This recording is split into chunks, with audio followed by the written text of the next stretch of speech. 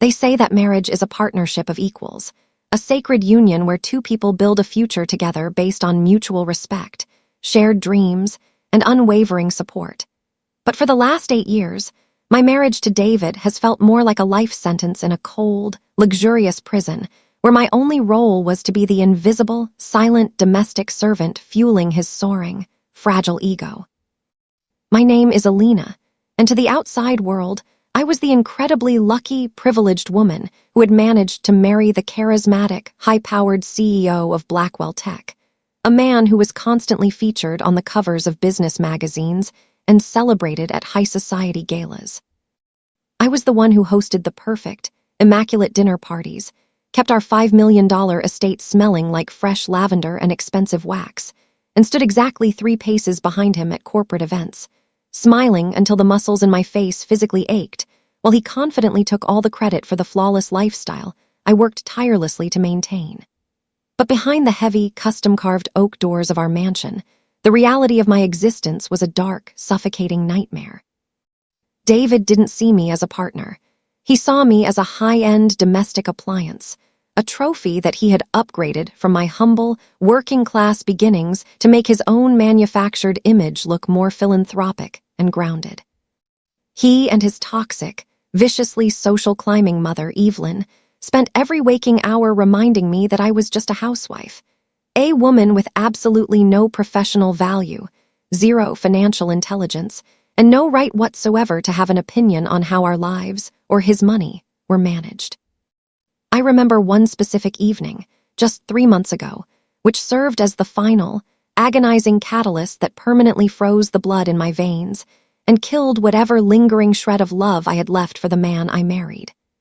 David came home fuming after a disastrous board meeting, his face flushed with the kind of arrogant rage that only a narcissist can produce when their incompetence is questioned.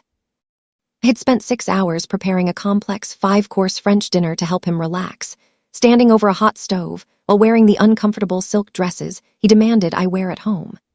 But instead of thanking me, or even acknowledging the effort, he stormed into the kitchen and violently threw his heavy leather briefcase onto the pristine marble island, sending a glass of expensive red wine shattering across the counter and splashing dark, crimson stains all over my hand-painted white blouse.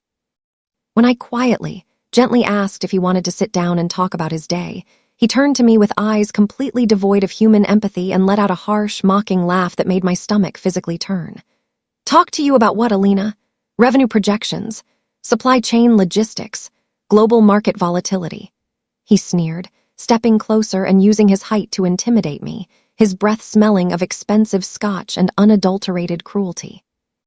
"You spend your pathetic, empty days choosing thread counts for guest bedroom curtains and arguing with the pool boy. You wouldn't know a profit and loss statement if it hit you in the face. You have no real money, no real skills, and quite frankly, you're just a parasite.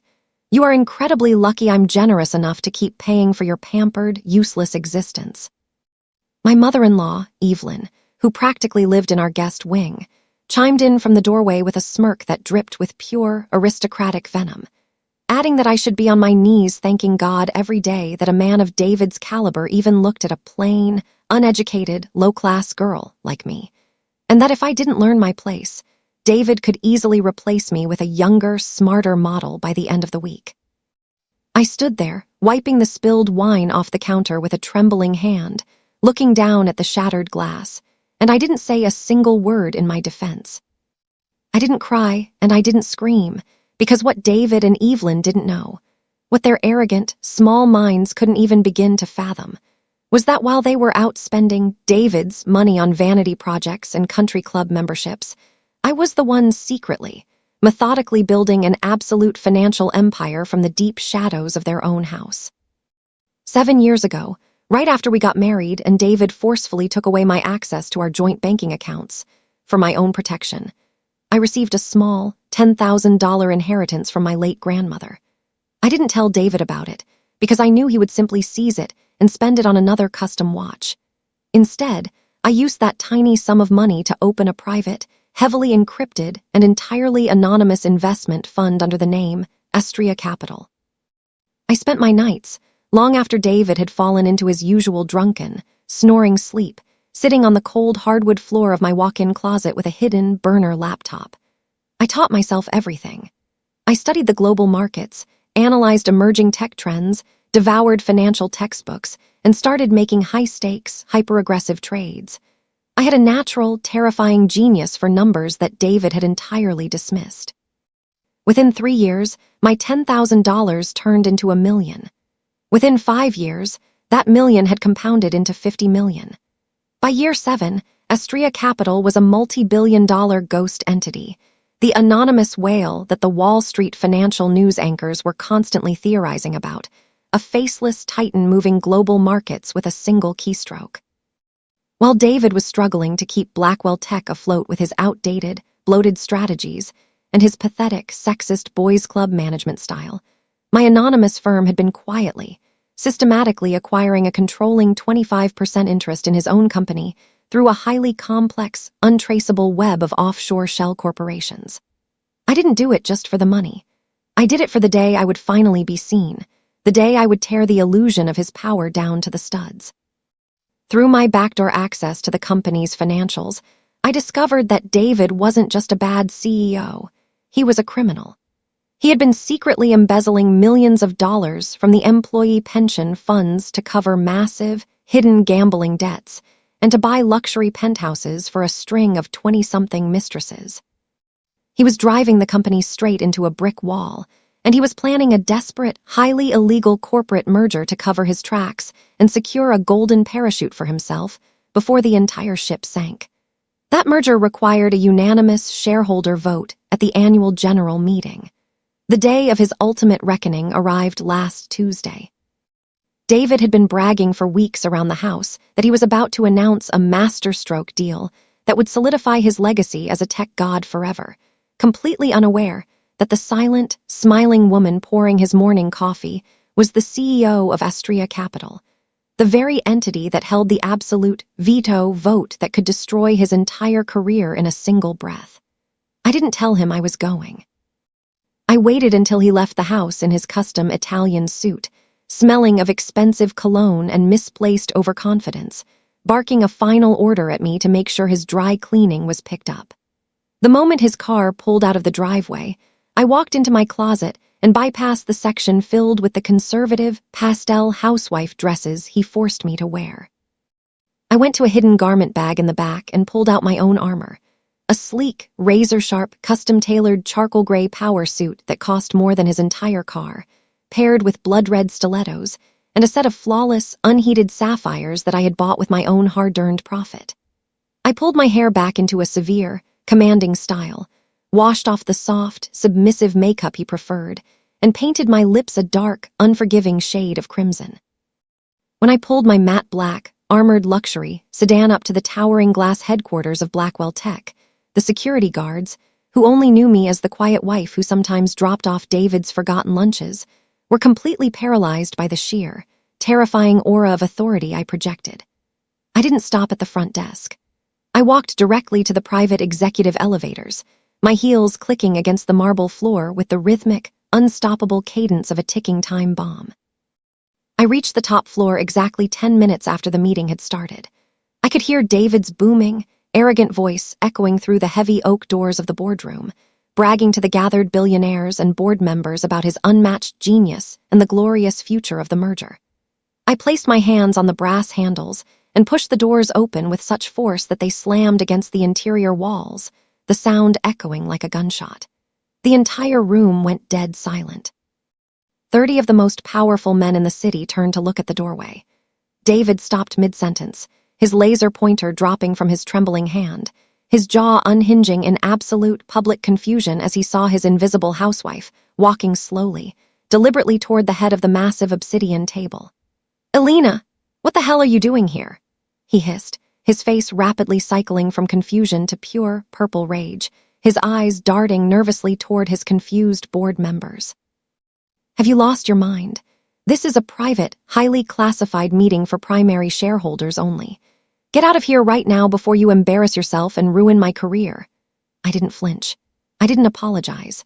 I simply walked past his trembling form to the single empty, high-backed leather chair at the very end of the table, the seat explicitly reserved for the anonymous representative of their largest investor, Astraea Capital. I sat down, crossed my legs, and opened my leather portfolio with a chillingly calm, surgical precision. I looked down the length of the table, making eye contact with every single powerful man in the room, before finally locking my gaze dead onto David's terrified, sweating face. I spoke, and my voice carried the heavy, unbreakable weight of 7 years of silent, agonizing patience. I am a shareholder, David.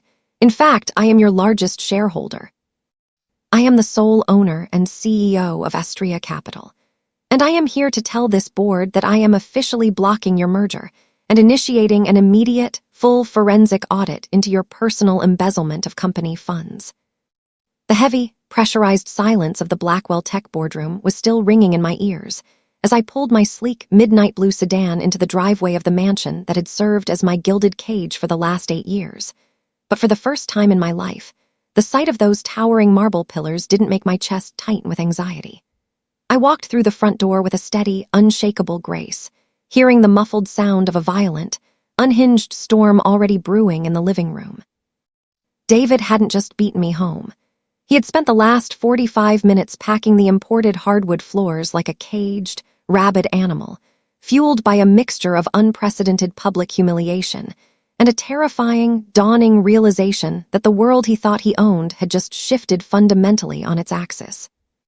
The second I stepped into the grand foyer, he charged toward me, his face a mottled, bruised shade of crimson, his expensive silk tie ripped open at the collar as if he were physically suffocating. "What the hell was that, Elena?"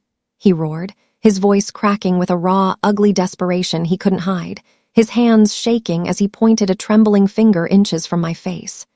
"Astraea Capital, you." Pathetic housewife who spends her mornings choosing thread counts for bedsheets is suddenly a venture capital titan. Who is funding you? Who are you sleeping with to get that seat at my table? Because there is absolutely no way in hell a woman like you, a plain, uneducated girl I rescued from a mediocre life, could ever build something like that on her own.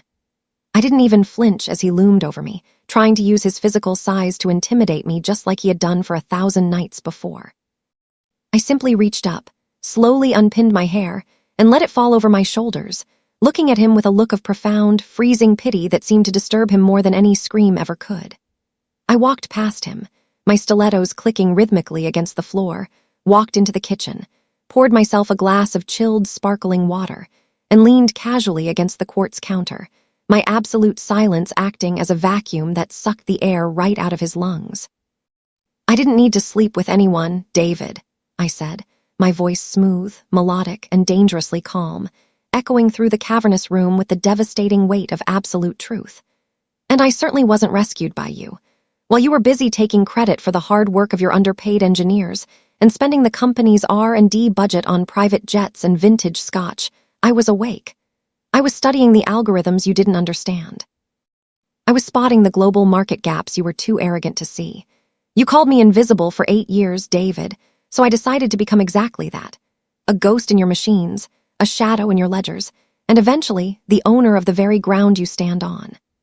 My mother-in-law, Evelyn, suddenly appeared in the archway of the kitchen, her face a mask of pinched, aristocratic disgust, clutching her pearls as if they were a holy shield against my suddenly terrifying presence.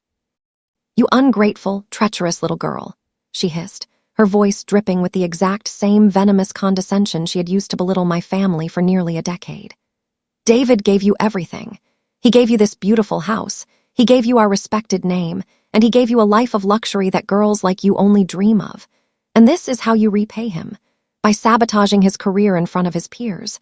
You should be on your knees begging for his forgiveness for this public embarrassment."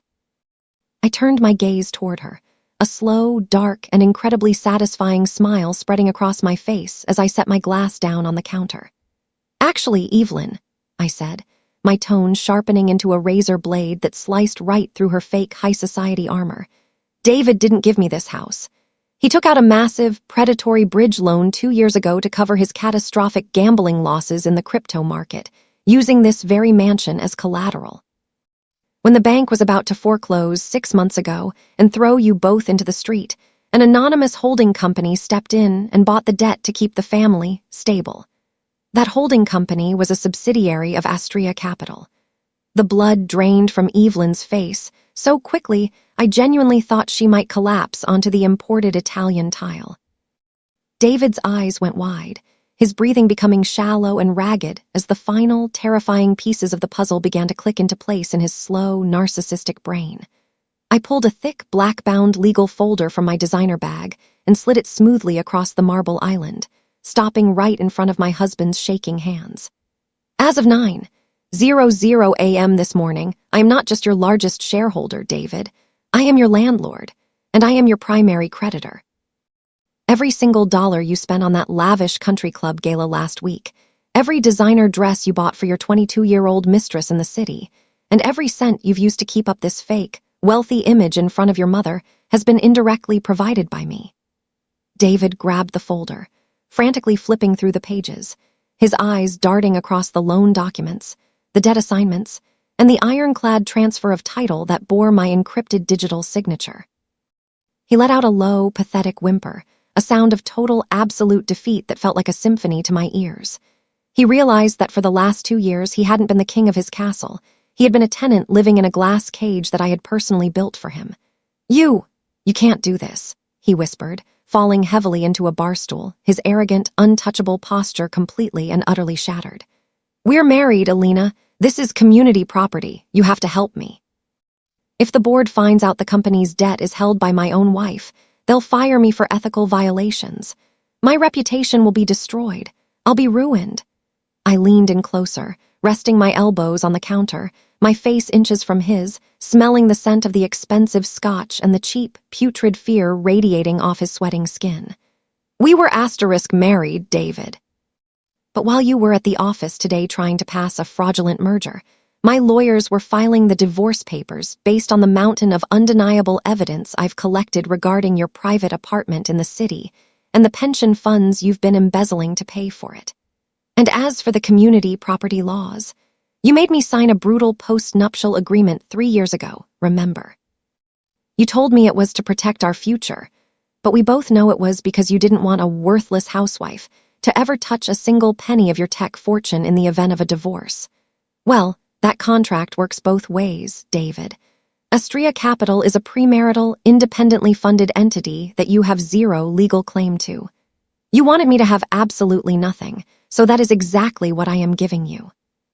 Evelyn started screaming, her face contorted with rage, calling me a monster, a thief, and a sociopath, but I didn't even look at her. I simply tapped my manicured fingernail against the last page of the folder, which contained a formal, legally binding 30-day notice to vacate the premises. I told them that the Invisible Housewife was officially done playing her submissive role, and that the only thing left for them to do was to pack their designer bags and find a life they could actually afford on a $0 budget. I turned my back on them, walked out of the kitchen, and headed upstairs to the master suite, hearing the sound of David's broken, hysterical weeping echoing through the halls. The beautiful, tragic sound of a man who had finally realized that the woman he tried to bury alive was actually the one who had been quietly digging his grave for years. The throne was officially mine, the cage was wide open, and for the first time in my entire life, I was finally, beautifully, and sovereignly free. The next 48 hours were an absolute, unadulterated masterclass in psychological demolition. A beautiful, slow-motion collapse of a narcissistic empire that I watched unfold from the pristine, high-tech sanctuary of my newly installed home office. Having dropped the nuclear bomb of the divorce papers, the foreclosure, and the post-nuptial enforcement all at once, I retreated to my private wing of the mansion and locked the heavy oak doors, leaving David and Evelyn to drown in the shallow, pathetic puddle of their own immediate ruin.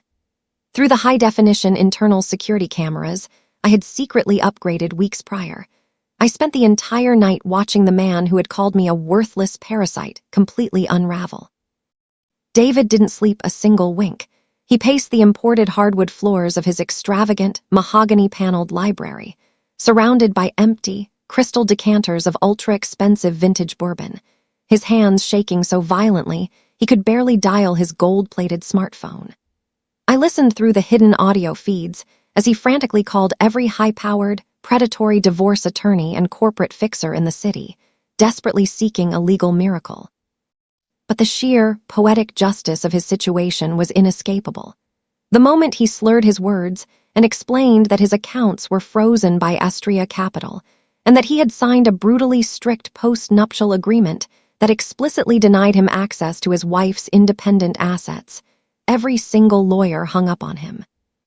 In the ruthless, bloodthirsty world of corporate law that David had worshipped his entire life, nobody works for free, and a broke, desperate CEO with an impending embezzlement scandal is nothing more than a liability.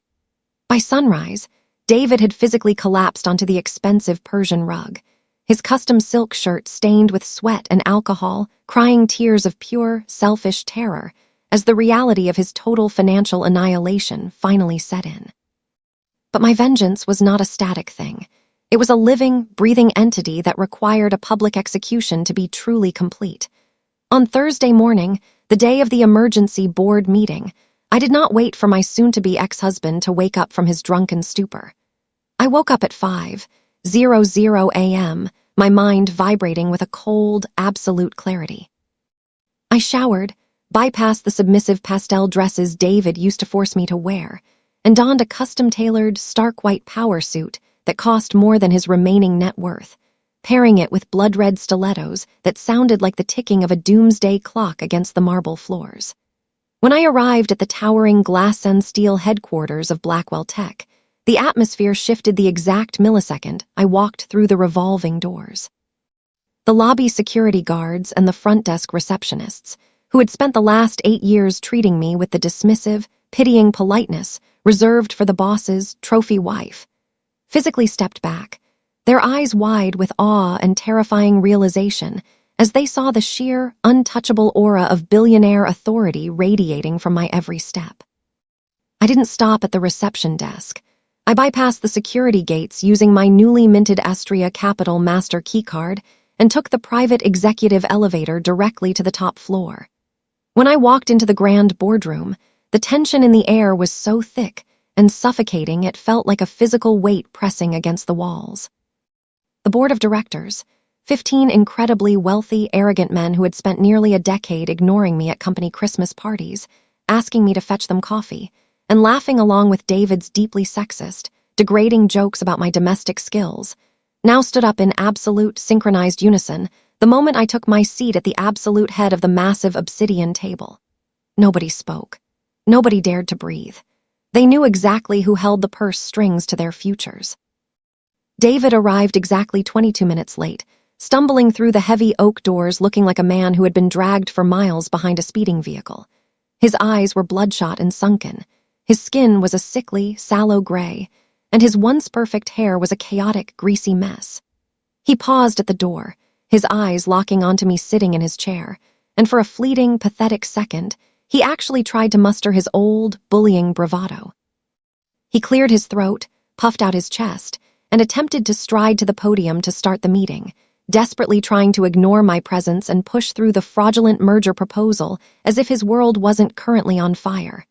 I didn't even let him finish his first sentence. I raised a single, perfectly manicured hand, and the room went deathly, terrifyingly silent.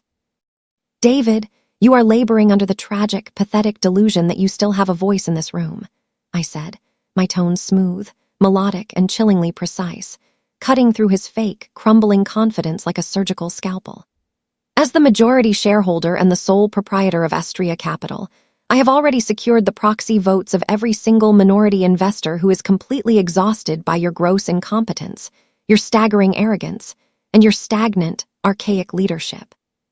But we are no longer just discussing a merger dispute. We are discussing a criminal enterprise. The audible gasps from the board members echoed through the cavernous room as I opened my leather portfolio and slid a stack of highly classified, forensic accounting reports across the polished black table. David's face turned from gray to an absolute, horrifying shade of chalk white. His mouth opened and closed in silent, suffocating shock as he realized that the Invisible Housewife had not only been successfully trading on the global markets, but she had also been meticulously, quietly documenting his every single illegal move for years. "We have reviewed the undeniable, digital evidence of the $7.5 million you secretly, borrowed, from the employee pension fund to cover your catastrophic private gambling debts in the crypto market, as well as the corporate funds you embezzled to purchase a luxury penthouse in the financial district for your 22-year-old mistress, I announced, my voice echoing with the unshakable weight of absolute truth.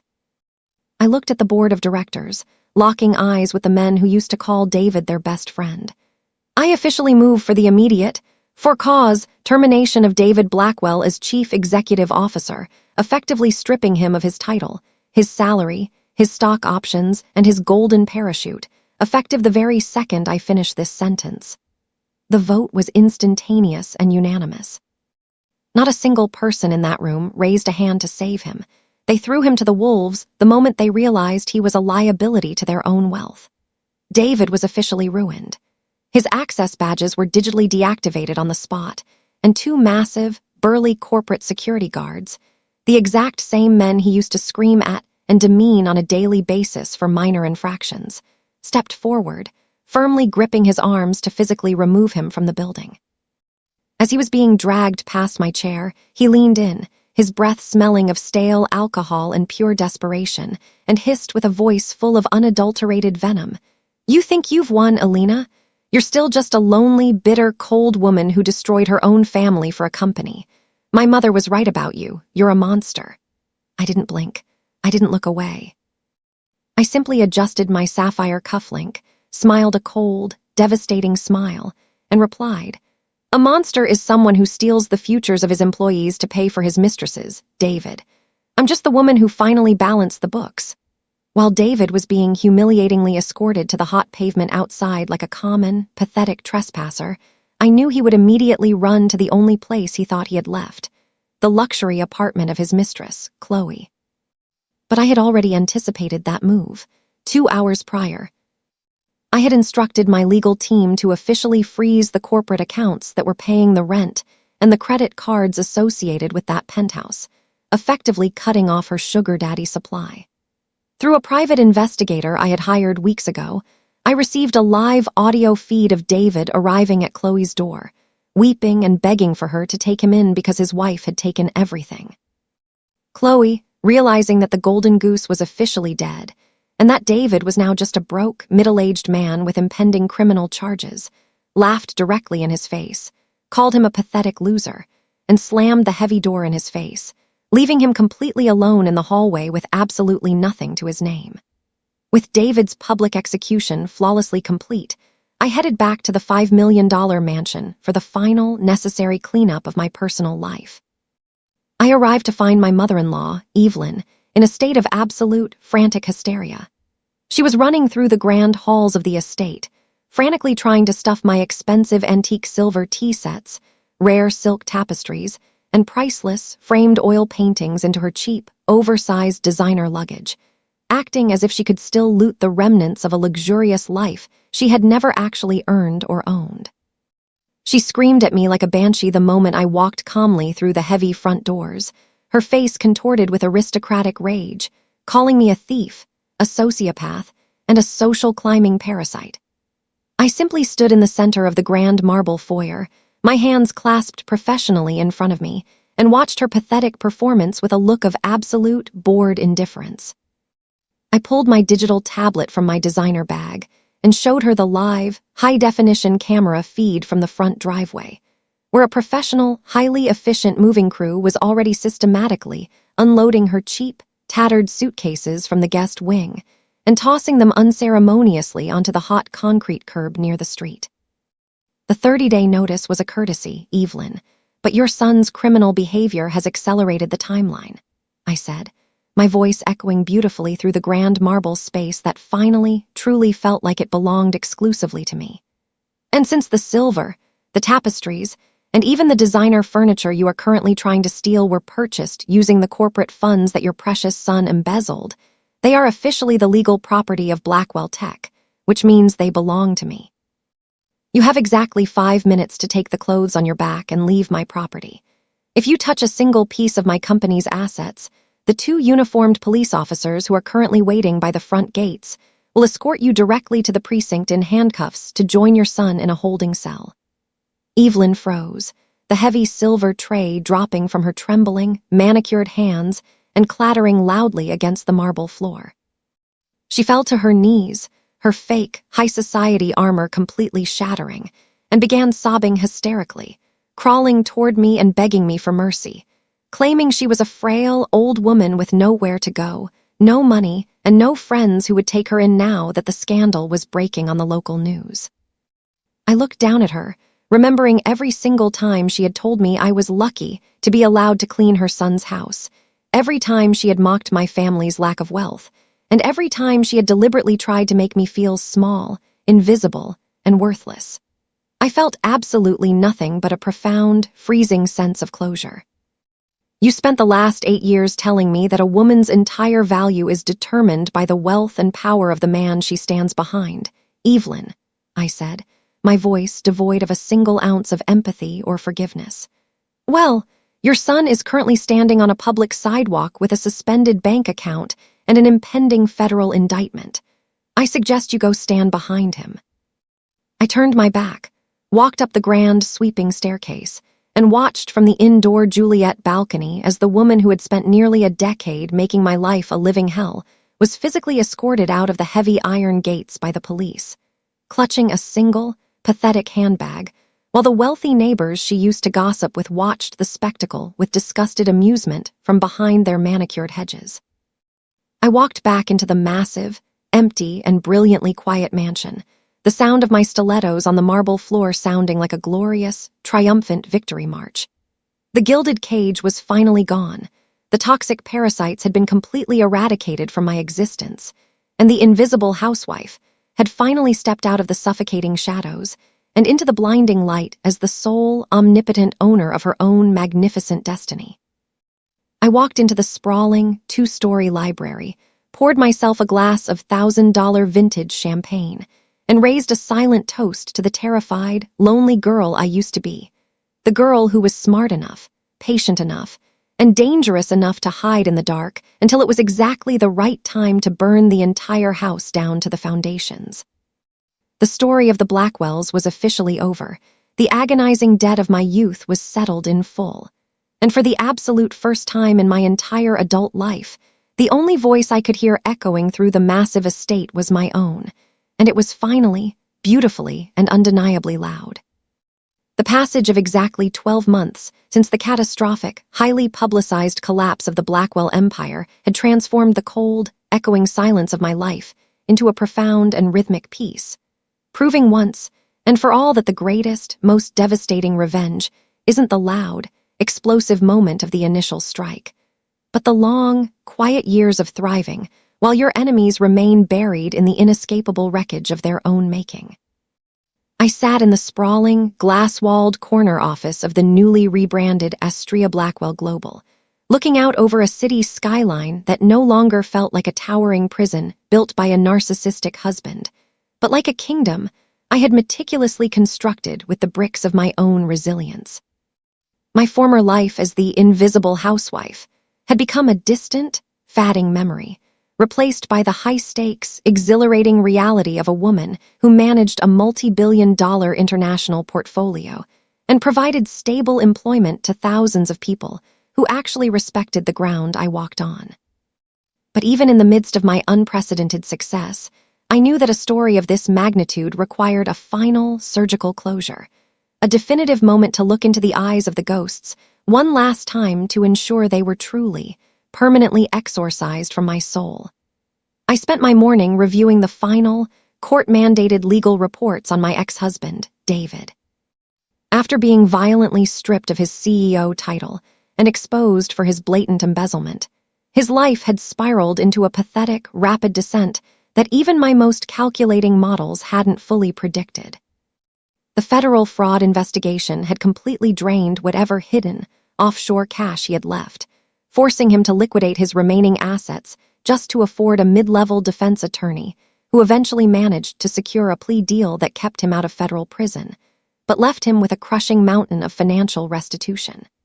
Without my quiet, behind-the-scenes management of his life and his finances, David had proven to be a man with absolutely zero survival skills.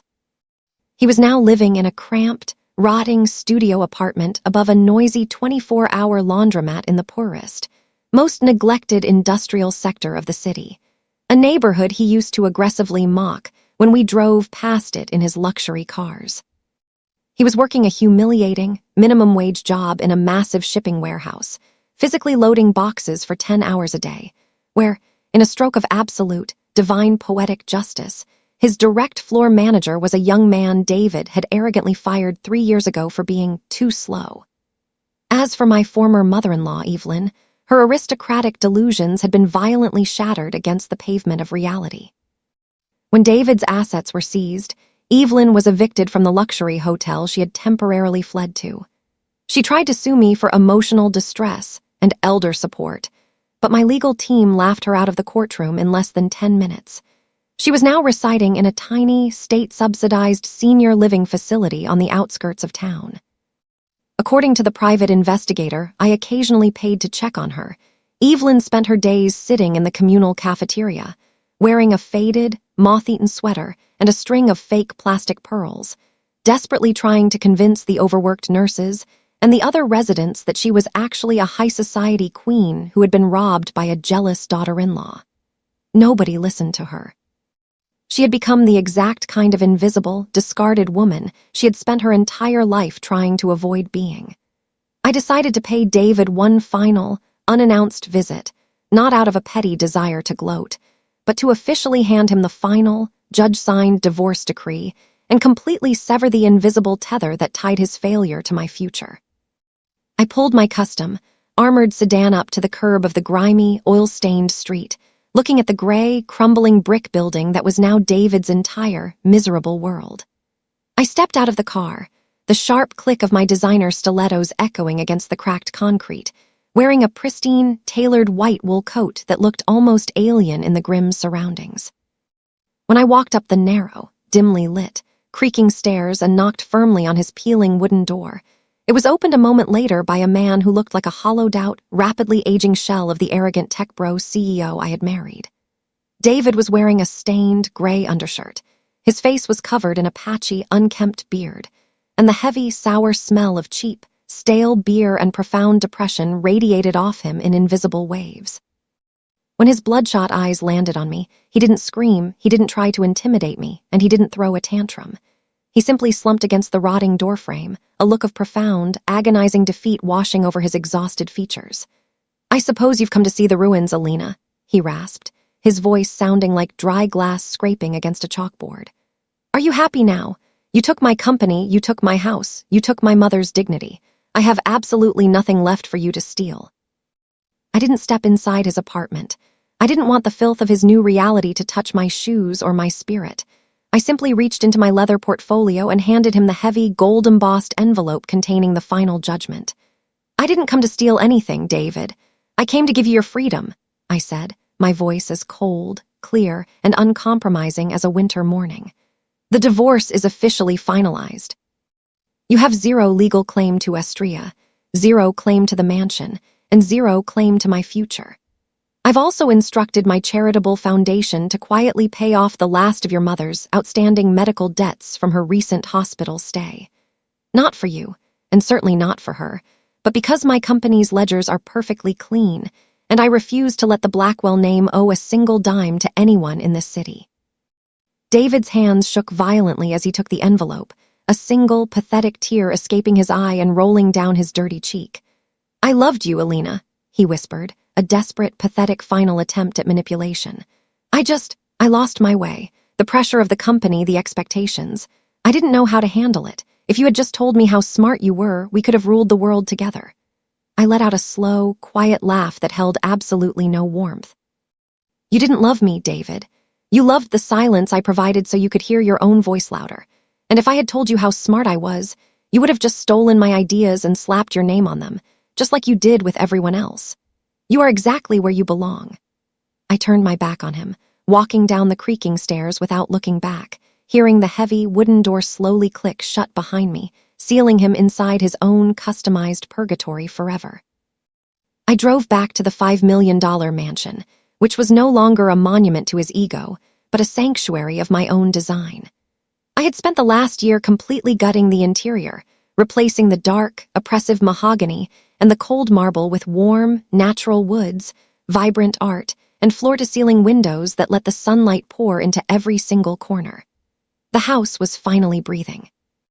I walked into my sprawling library, poured myself a cup of jasmine tea, and sat down at my desk to review a new initiative for Astraea Capital, a multi-million-dollar venture fund exclusively designed to provide seed money for female entrepreneurs who were being ignored by the traditional, male-dominated tech industry. I was taking the empire David had ruined and using it to fund an entire generation of women who would never, ever be forced to be invisible housewives. The cycle of abuse was officially broken. The debt of my silent years was paid in full, and as I looked out the window at the sunset painting the sky in shades of gold and violet, I realized that I had finally achieved the ultimate victory. I didn't just survive the fire. I had learned how to control it, how to shape it, and how to use it to forge a life that was entirely, beautifully, and undeniably my own. The story of the Blackwells was finished, and the legend of Elena was only just beginning. The piece that followed the finalization of the divorce and the absolute restructuring of Blackwell Tech into Astraea Global was a pristine, undisturbed sanctuary. But in the world of high-stakes corporate warfare and deeply rooted narcissistic rage, the ghosts of the past rarely accept their graves without one final, desperate attempt to claw their way back to the surface. It had been 18 months since I last saw David, 18 months since I handed him the final divorce decree in that rotting, cramped apartment above the laundromat. My life had ascended to an entirely new stratosphere. Astraea Global had just launched a massive, $100 million philanthropic wing dedicated to providing legal and financial independence for women trapped in financially abusive marriages. To celebrate the launch, I was hosting the most exclusive, heavily publicized charity gala the city had seen in a decade, held in the grand ballroom of the city's premier luxury hotel. I was wearing a custom-designed, emerald green silk gown, standing on a raised dais, addressing a room filled with senators, tech billionaires, and international philanthropists. I was no longer the invisible housewife. I was the undisputed queen of the city's financial sector. But a narcissist like David cannot fathom a world that continues to spin without him at its center. I later learned that he had been fired from his warehouse job for arriving intoxicated, and having exhausted his final pennies, he had completely snapped.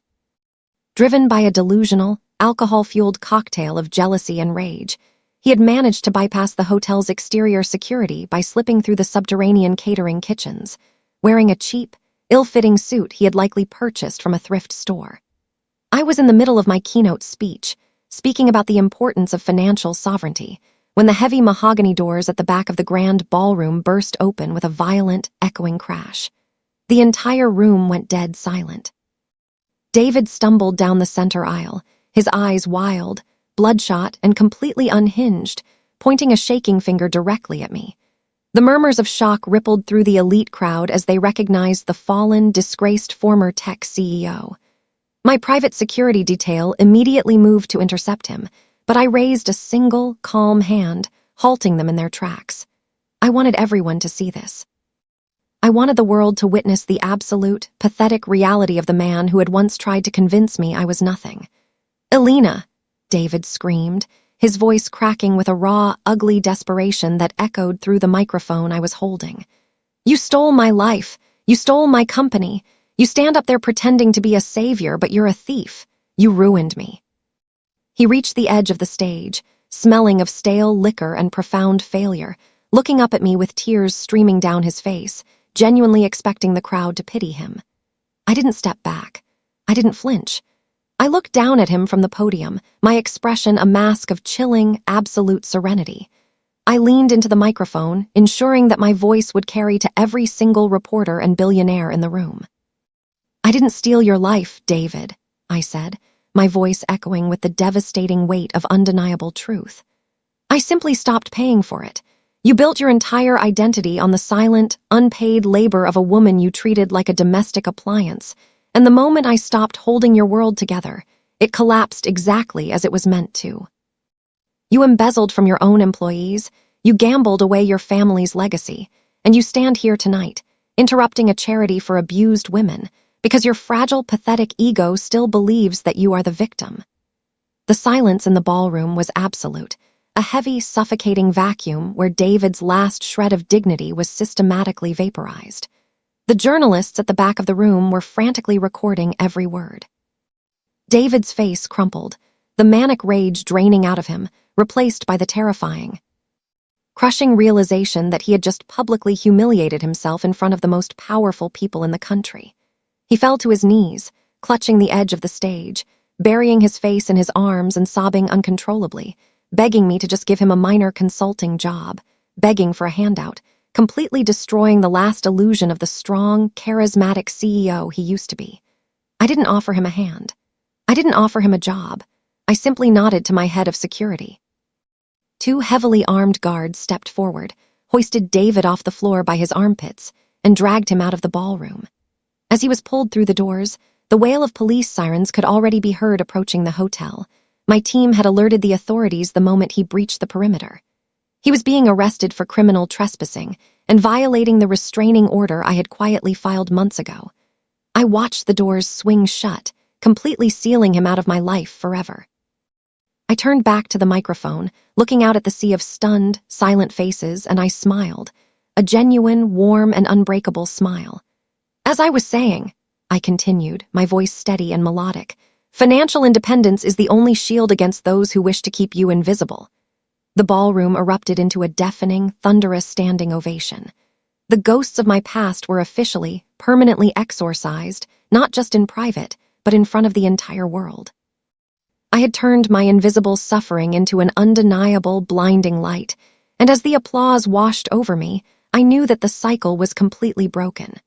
The housewife was dead, the sovereign CEO had taken her throne, and the kingdom was finally, beautifully at peace.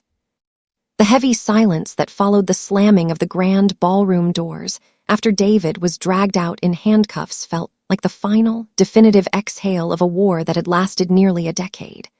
And as the thunderous applause of the elite crowd gradually faded into a respectful murmur, I realized that the man I had once feared had officially become nothing more than a pathetic footnote in my biography. The public humiliation of his final, drunken breakdown was broadcast on every major news network by the following morning. The high-definition footage of the disgraced tech mogul, sobbing at the feet of the woman he once called worthless, serving as a global cautionary tale about the dangers of unchecked narcissism and the absolute, terrifying power of a woman who has been underestimated for too long. David didn't just go to jail for violating the restraining order and criminal trespassing. The media frenzy surrounding his public collapse reignited the federal interest in his past embezzlement and gambling debts. Under the intense pressure of the spotlight, his remaining legal defense crumbled, and 6 months later, he was sentenced to 5 years in a federal correctional facility. I received a private report from my investigators that David's time in prison was spent in total, agonizing isolation. The man who used to demand a fresh silk shirt every morning and a $300 steak for dinner was now eating gray, lukewarm slop in a shared mess hall, his name no longer carrying any weight except as a joke among the inmates. But the true, final closure came from a much smaller, quieter place. Exactly 1 year after the gala, I received a phone call from the state-subsidized senior living facility where Evelyn had been residing. She had suffered a massive, debilitating stroke that left her unable to speak or move the right side of her body. And since I was still technically listed as her next of kin in the old legal systems she had never updated, the facility was asking for my permission to move her to a permanent hospice ward.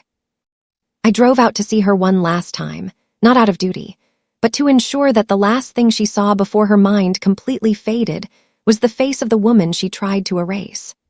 I walked into her small, sterile room, which smelled of medicinal soap and forgotten dreams, and looked down at the woman who had spent 8 years clutching her pearls and calling me a low-class parasite. Evelyn lay there, a fragile, trembling shell of the aristocratic monster she once was, her eyes wide and panicked as they locked onto mine. She couldn't scream, she couldn't insult me, and she couldn't call me invisible. I sat by her bed, wearing a simple but breathtakingly expensive silk scarf, and I reached out to gently straighten her thin hospital blanket. "You were right about one thing, Evelyn," I whispered, my voice a soft, chillingly calm echo in the quiet room. A woman's value is indeed determined by the legacy she leaves behind. Your son is in a cage, your name is a synonym for fraud, and the plain girl you hated is now the only reason you have a roof over your head and a nurse to change your bandages. I'm paying for your care, Evelyn. Not because I love you, and not because I've forgiven you, but because I want you to live as long as possible with the knowledge that your entire survival depends on my housewife, money. The look of pure, agonizing defeat in her eyes was the final payment for every tear I had shed in her guest wing. I walked out of that facility and never looked back. I spent the rest of my afternoon at the park bench, not the one where Maya sat, but a private garden I had built in the center of the Astraea Global campus, dedicated to the silent builders.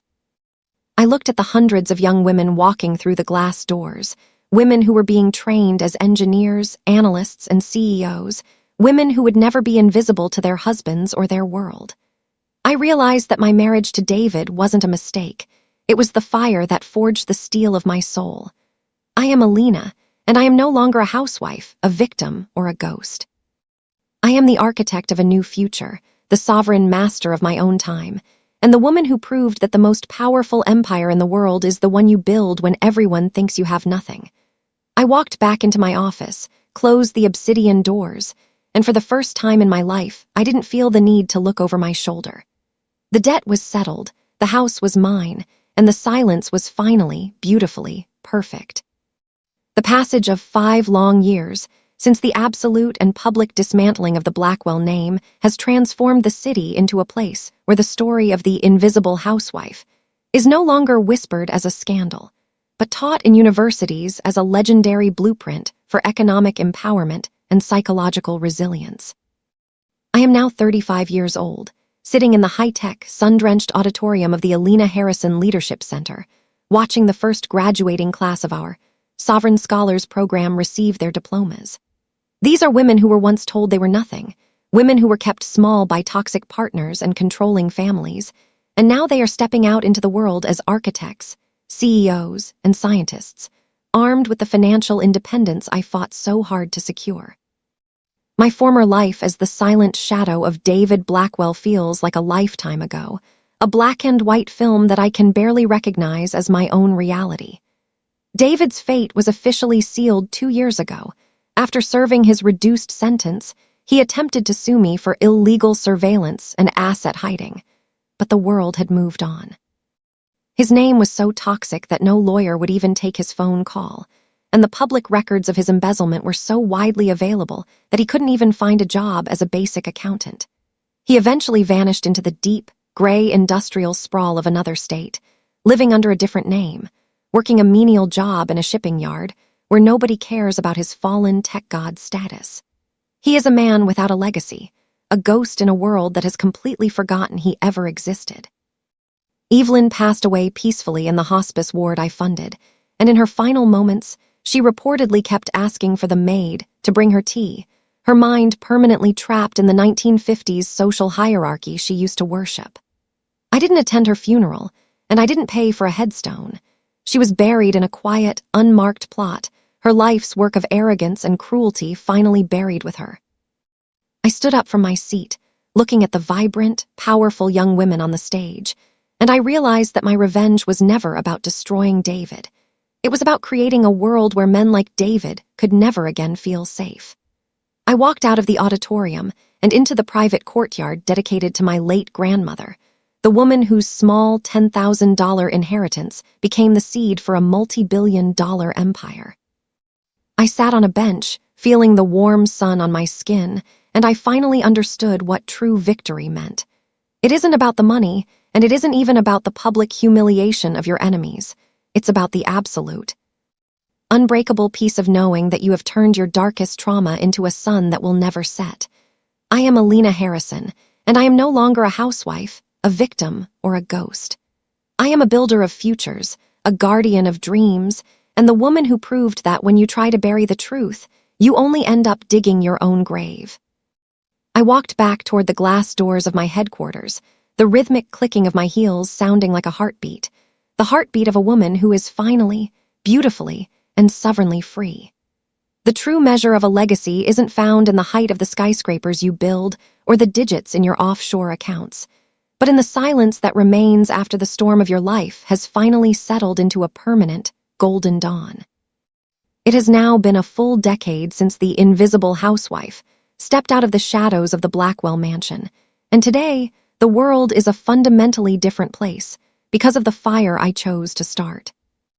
Astraea Global has evolved beyond a mere investment firm.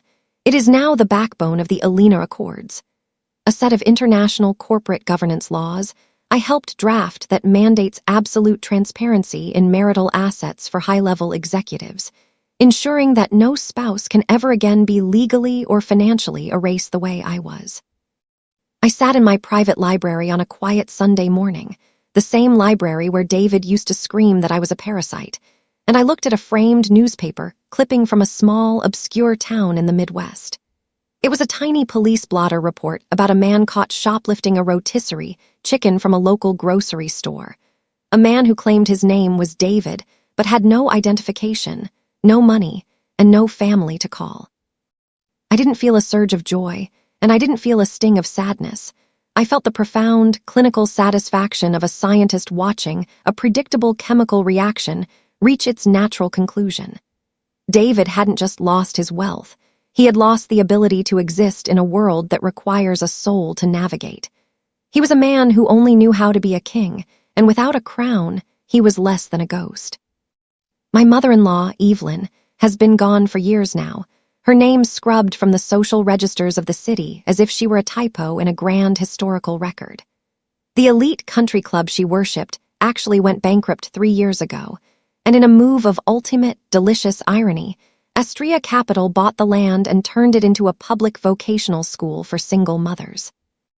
Every time I drive past that property and see women learning to code, learning to invest, and learning to lead on the very ground where Evelyn once sipped gin and mocked my low-class origins, I feel a warmth in my soul that no amount of diamonds could ever provide.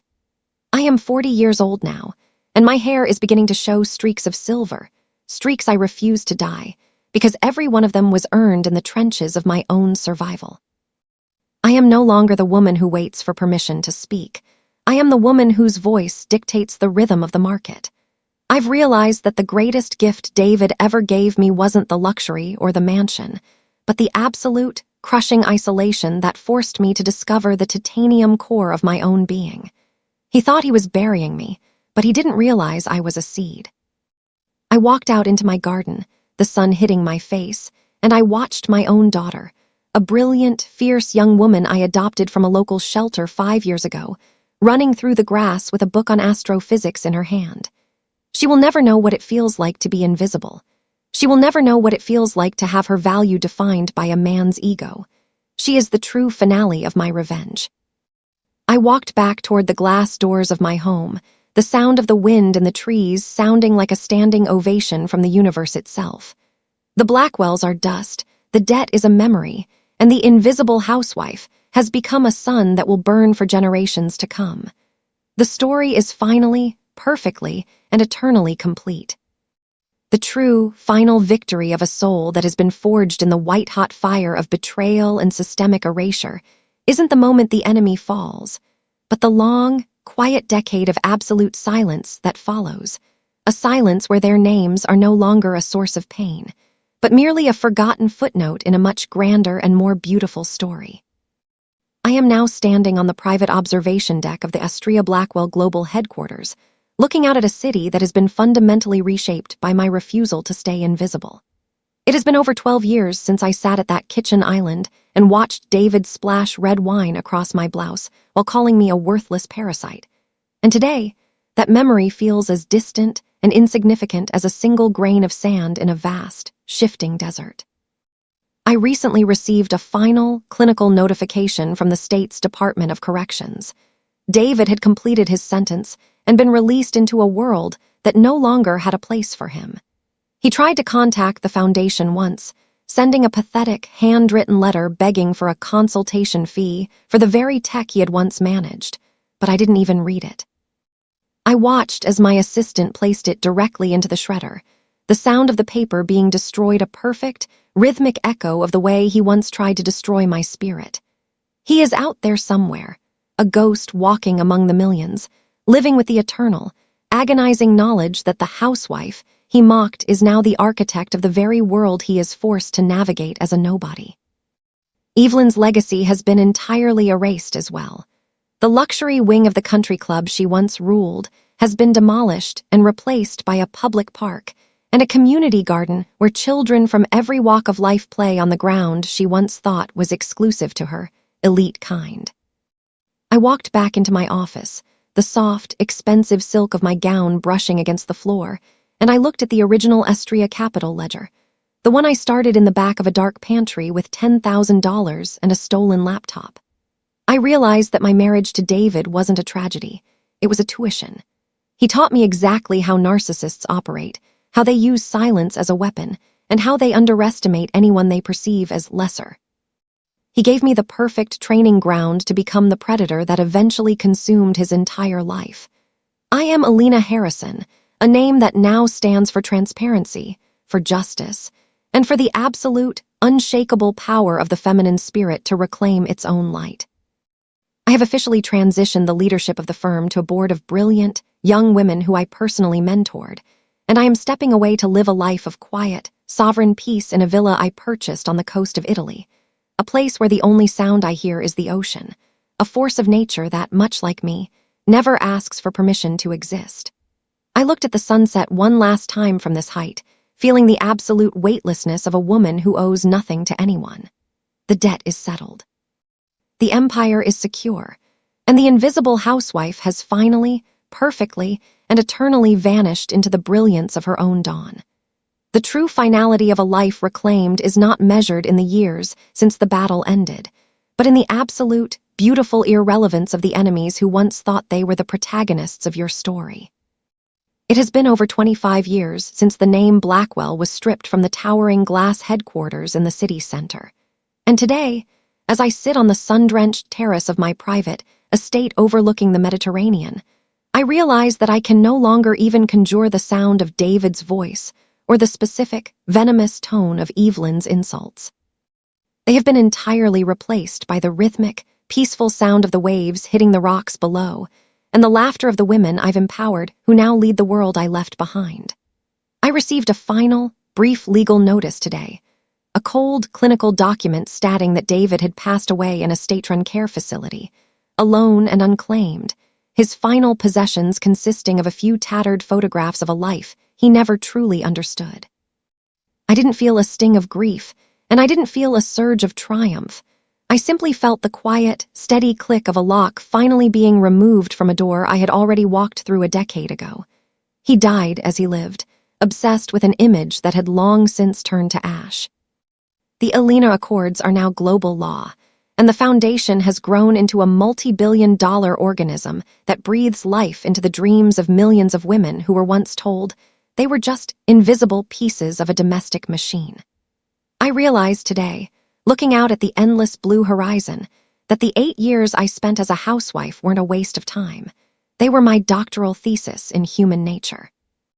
David thought he was keeping me in a cage, but he was actually providing me with a front-row seat to the hubris that eventually destroys all men of his kind. I am no longer Elena the victim, or Elena the wife, or even Elena the CEO.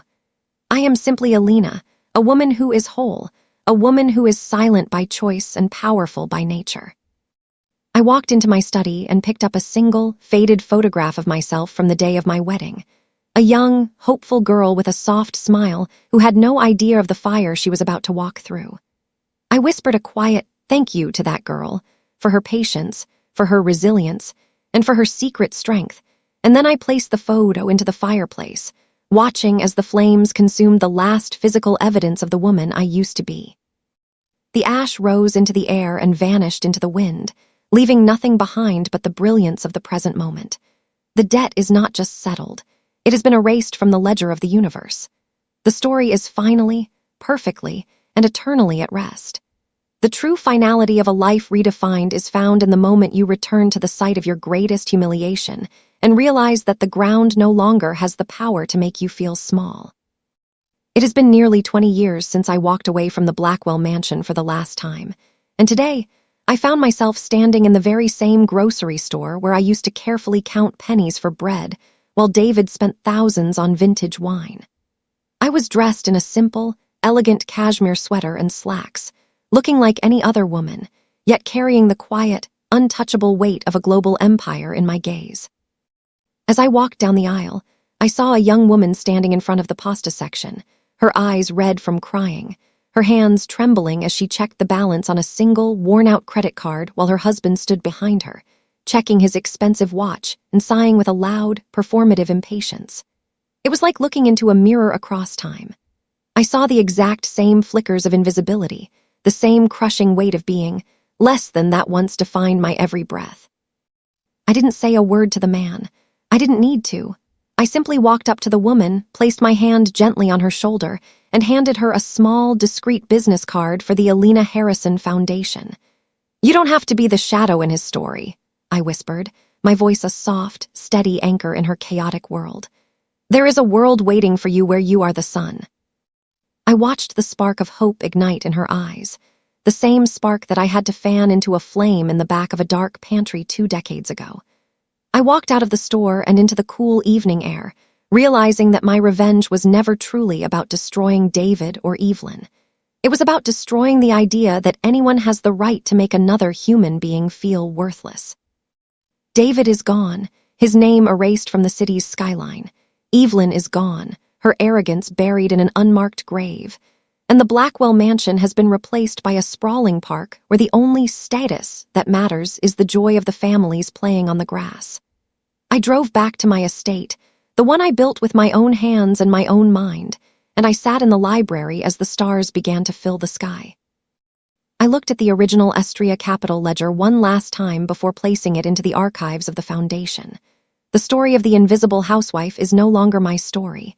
It is a map for every woman who is currently sitting in the dark, wondering if she is enough. I am Elena, and I am the proof that she is. The debt is not just paid. It has been transformed into a currency of hope that will outlast my own heartbeat. The silence is no longer a cage. It is my greatest masterpiece. The ultimate destination of a journey fueled by quiet resilience is not a place of power, but a state of absolute, unshakable indifference toward those who once held the keys to your spirit. It has been over 2 decades since the Invisible Housewife ceased to exist, and today, as I walked through the terminal of a small, nondescript airport on my way to a quiet retreat, I saw a reflection in a glass window that made me stop for a fleeting, curious moment. It wasn't my own reflection, but that of an elderly man sitting on a plastic bench, clutching a tattered duffel bag and staring blankly at a television screen showing the latest financial updates from Astraea Global. He was thin, his clothes were decades out of fashion, and his face was a roadmap of bitterness and failed ambitions. It was David. He didn't recognize me. How could he? The woman he knew was a fractured, timid shadow who never looked him in the eye, while the woman standing before him radiated the kind of sovereign authority that he could never comprehend. I stood there for 30 seconds, watching the man who had once tried to convince me I was a worthless parasite struggle to open a simple bottle of water with his trembling, arthritic hands.